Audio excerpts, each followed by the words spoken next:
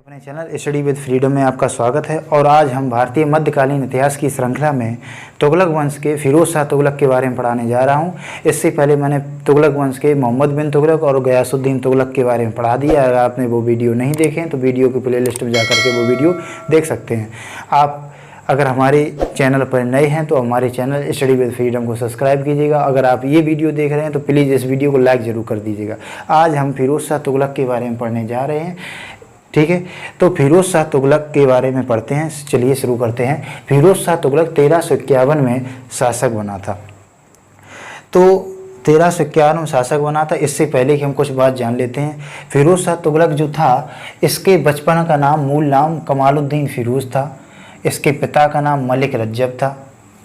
फिरोज शाह तुगलक के पिता का नाम मलिक रज्जब था, जबकि माता का नाम बीवी जैला था। माता का नाम जो था वो बीवी जैला था। माता जो थी अबोहर के राजपूत शासक रणमल की पुत्री थी। माता बीवी जैला राजपूत शासक रणमल की पुत्री थी। यह मोहम्मद बिन तुगलक का चचेरा भाई था। यह मोहम्मद बिन तुगलक का चचेरा भाई था। यह शासक कैसे बनता है इसके बारे में जान लेते। क्या होता है 1351 में जब थट्टा नामक स्थान पर तीव्र बुखार, बहुत तेज़ी से बुखार आता है, उस बुखार से पीड़ित होने की वजह से मोहम्मद बिन तुगलक की मृत्यु हो जाती है। तो जब मृत्यु हो जाती है तो ये अपना राज्याभिषेक तुरंत ही करवा लेता है। जब मोहम्मद बिन तुगलक की मृत्यु हुई थी तो इतिहासकार जियाजुद्दीन बर्नी ने ये कहा था, राजा को प्रजा से और प्रजा को राजा से मुक्ति मिल गई। क्यों कहा था? क्योंकि इसकी सनक भरी योजनाएं के कारण इसकी प्रजा बहुत ज़्यादा परेशान रहती थी। तो इसीलिए जियाजुद्दीन बर्नी इतिहासकार जो हुए हैं, उन्होंने ये कहा था, राजा को प्रजा से और प्रजा को राजा से मुक्ति मिल गई, ठीक है। तो जब 1351 में मोहम्मद बिन तुगलक की मृत्यु हो जाती है और फिरोज शाह तुगलक वंश का अगला शासक बनता है, तो ये अपना राज्याभिषेक 2 बार कराता है। पहले थट्टा नामक स्थान पर करा लेता है। जब दिल्ली में आता है तो दिल्ली में अपना राज्याभिषेक कराता है, जब दिल्ली में गद्दी पर बैठता है। जब गद्दी पर बैठता है तो सैयद उल सलातीन की उपाधि धारण करके बैठता है, जिसे खलीफा का नायब कहा जाता था। वो अपने आप को खलीफा का नायब कहा करता था, ठीक है। तो फिरोज शाह तुगलक जो था इसे अकबर का पूर्वगामी शासक भी कहा जाता है। मतलब दिल्ली सल्तनत का अकबर भी कहा जाता है। वो इसलिए कहा जाता है क्योंकि इसकी कल्याणकारी योजनाओं के कारण बहुत से लोगों को लाभ पहुंचा था। इसने बहुत से प्रशासनिक कार्य किए थे। एक इतिहासकार हुए हेनरी एलियट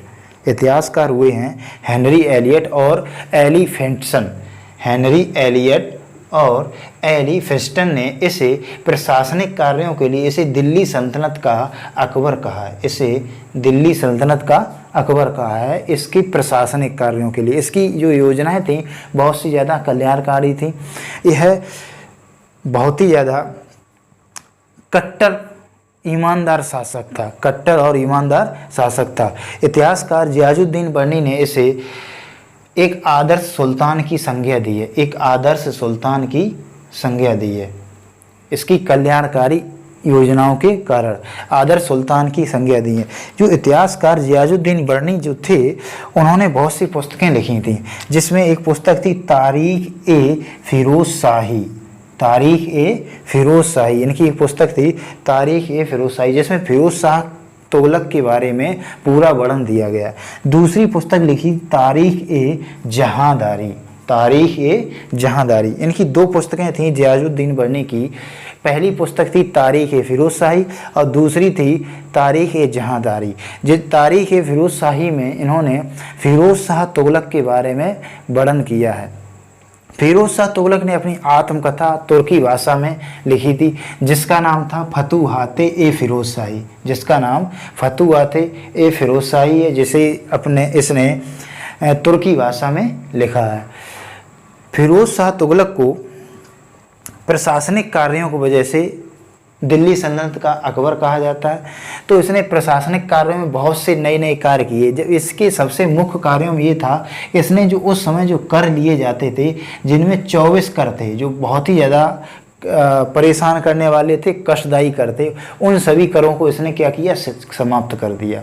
उन सभी करों को इसने समाप्त कर दिया और मात्र 4 कर लगाए, जिनमें ज़कात ये धार्मिक कर था, मुस्लिमों से लिया जाता था, जो मुस्लिम होते थे उनसे ये कर लिया जाता था। जजिया ये भी धार्मिक कर था, ये हिंदुओं से लिया जाता था। खराज ये लगान कृषि से संबंधित था, लगान जो होता था, राजस्व जो होता था वो कर लिया जाता था। और खुम्स युद्ध में लूटा हुआ माल, जो युद्ध होता था कई बार और युद्ध में जो माल लूटा जाता था उस में कुल माल का 1/5 भाग ये अपने पास रखता था, बाकी का सैनिकों को बांट देता था। तो खुम्स मात्र 4 कर ही लगाए थे। तो बताया जाता है फिरोज शाह तुगलक एक पहला ऐसा शासक था जिसने ब्राह्मणों पर जजिया कर लगाया था और वो लगाया था 1376 में। ब्राह्मणों पर इसने जजिया कर 1376 में लगाया था। तो इसने देखा अपने समय में कि सिंचाई के लिए किसानों की बहुत बड़ी समस्याएं होती हैं, किसान बहुत बड़ी समस्याओं से ग्रसित रहते हैं। तो उसने सिंचाई के लिए कुछ नहरों का निर्माण कराया, जिनमें ने यमुना से हिसार तक जो 150 मील लंबी थी। उसके बाद अगली नहर का निर्माण कराया था सतलुज से घग्गर तक, ये 90 मील लंबी थी। इसके बाद में सिरमौर से हांसी तक, हांसी जो वर्तमान पंजाब हरियाणा का क्षेत्र पड़ता है। और अगली जो बनवाई थी यमुना से फिरोजाबाद तक। इसके बाद में एक नहर और बनवाई थी जो घग्गर से फिरोजाबाद तक थी। घग्गर जो है, घग्गर नदी है, उससे फिरोजाबाद तक। ये सभी नहरें जो थीं वो वर्तमान पंजाब और हरियाणा के क्षेत्र में थीं। और इसका जब सिंचाई के लिए जब इसने नहरों का निर्माण कराया था तो उस क्षेत्र में कृषि की उत्पादकता में बढ़ोतरी हुई थी, कृषि बहुत ही अच्छी किस्म की होने लगी थी।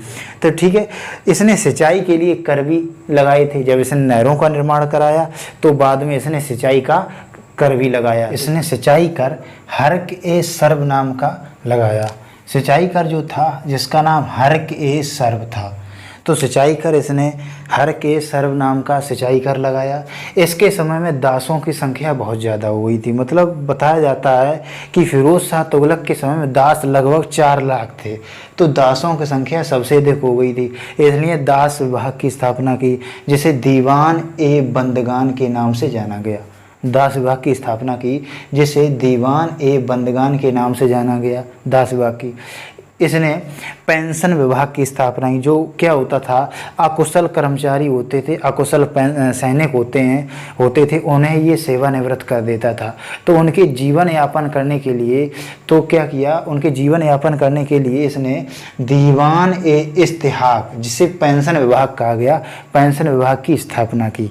दीवान-ए-इस्तिहाक नाम का पेंशन विभाग की स्थापना की। इसने गरीब लोगों की लड़कियों की शादी के लिए, गरीब लोगों के जीविकोपार्जन करने के लिए एक विभाग दीवान-ए-खैरात नाम के विभाग की स्थापना की। दीवान-ए-खैरात मतलब दान विभाग की स्थापना की। इसने दिल्ली के आसपास या अपने राज्य में लगभग 30 अस्पतालों की स्थापना की थी। 30 अस्पतालों की स्थापना की थी, जिसके अंतर्गत दारुल-ए-शिफा नाम का अस्पताल दिल्ली में बनवाया था। इसने दिल्ली में दारुल-ए-शिफा नाम का अस्पताल बनवाया था। और ये बताया जाता है इसने लगभग 30 अस्पतालों की स्थापना की, 30 अस्पतालों की स्थापना की थी, 30 की। इसने लोक निर्माण विभाग की स्थापना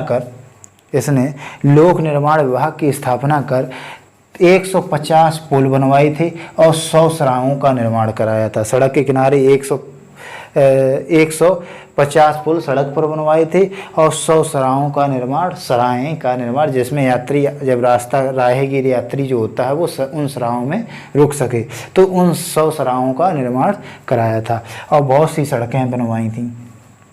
इसने लगभग 300 नए नगरों की स्थापना की, 300 नए नगरों की स्थापना की, जिनमें फतेहाबाद, हिसार, जौनपुर, फिरोजपुर, फजिल्का, फिरोजाबाद इत्यादि हैं। मतलब बहुत से नए नगरों की स्थापना की थी। तो बताया जाता है इसने जो जौनपुर नगर की स्थापना की थी अपने भाई जौना खां, जो मोहम्मद बिन तुगलक था, जिसका मूल नाम जौना खां था, उसकी याद में जौनपुर नगर की स्थापना की थी। इसने दिल्ली के आसपास लगभग 36 कारखानों का निर्माण कराया था दिल्ली के आसपास, और 1200 बाग लगवाए थे, जिससे लोगों को रोजगार मिल सके, जिससे लोग अपना जीवन यापन अच्छे से व्यतीत कर सकें। तो बताया जाता है इसने लोगों के रोजगार के अवसर बहुत ज़्यादा मुहैया कराए, जिसके साथ साथ उन जो कारखाने और बाग लगाए थे, 36 कारखाने और बाग लगाए थे, इससे भी वार्षिक आमदनी बहुत अच्छी होती थी। इन बाग और कारखानों से फिरोज शाह तुगलक को भी अच्छी आमदनी प्राप्त होती थी।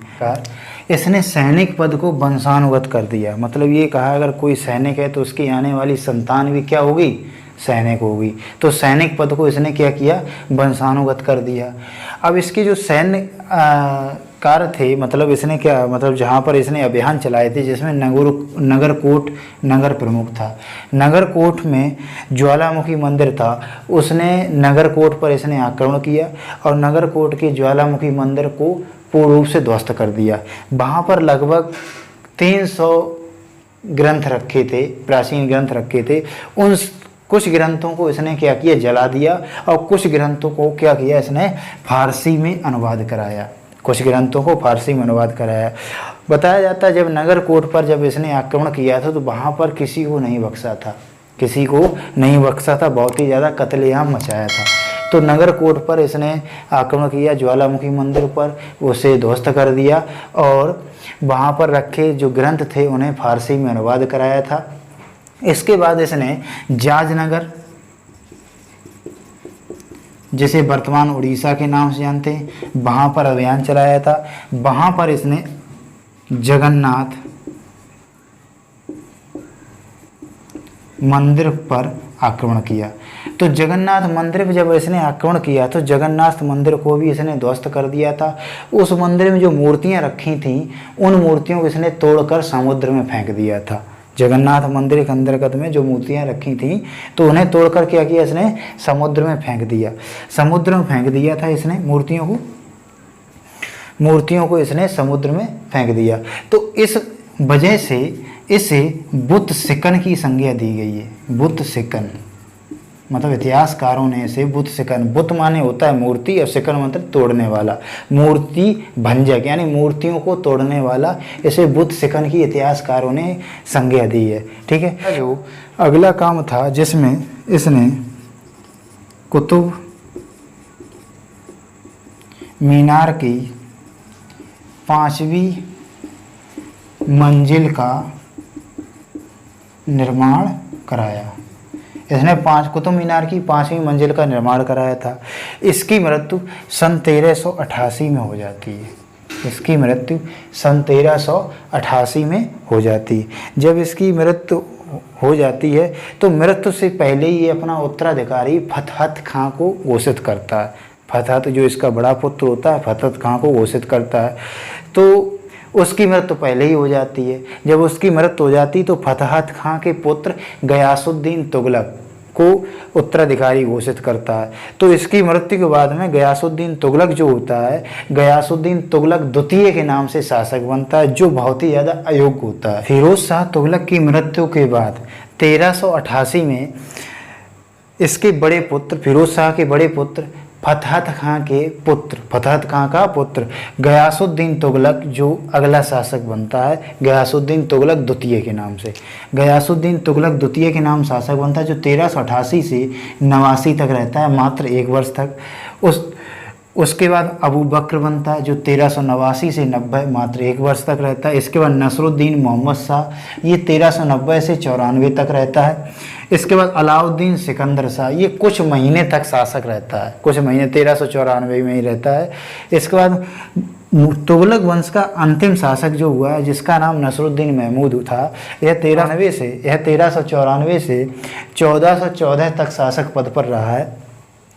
इसके समय में सन 1398 में तैमूर लंग का आक्रमण हुआ था।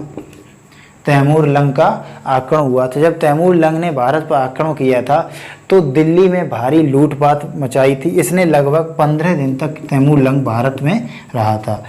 तो ये अंतिम शासक होता है नसरुद्दीन महमूद। ये जब तैमूरलंग भारत पर आक्रमण करता है तो यह अपनी राजधानी दिल्ली छोड़कर कन्नौज भाग जाता है। कन्नौज में ही जीवन व्यतीत करता है। नसरुद्दीन महमूद अंतिम शासक होता है। ठीक है, इसकी मृत्यु के बाद या इसे अवदस्त करके, क्योंकि ये दिल्ली छोड़कर कन्नौज चला जाता है, तो इसके बाद अगला वंश सैयद वंश आता है। सैयद वंश आता है। सैयद वंश की स्थापना खिज्र खान ने की थी, जिसकी उपाधि रैयत-ए-आला थी। इसके बारे में हम अगले वीडियो में पढ़ेंगे। सैयद वंश के बारे में हम अगले वीडियो में पढ़ेंगे। अगर आपको हमारा वीडियो पसंद आया हो तो हमारे वीडियो को लाइक कीजिएगा, हमारे चैनल स्टडी विद फ्रीडम को सब्सक्राइब कीजिएगा। जय हिंद।